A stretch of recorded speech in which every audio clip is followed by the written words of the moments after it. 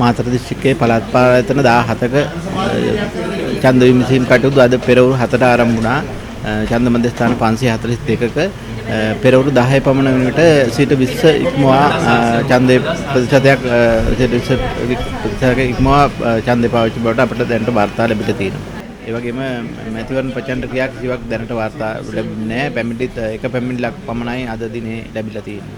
12 වෙනකොට 50%කට ආසන්න ප්‍රමාණයක් ඡන්දේ පාවිච්චි නැති අපි අපේක්ෂා කරනවා.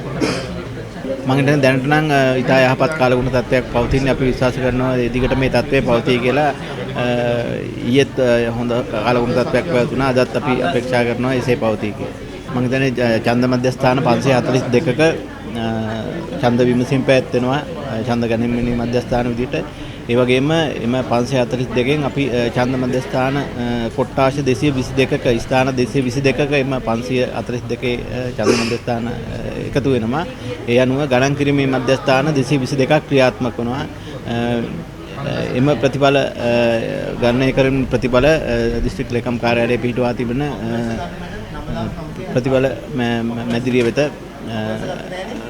ලබාගෙන අපි ප්‍රකාශයට පත් කරනවා ප්‍රතිඵල.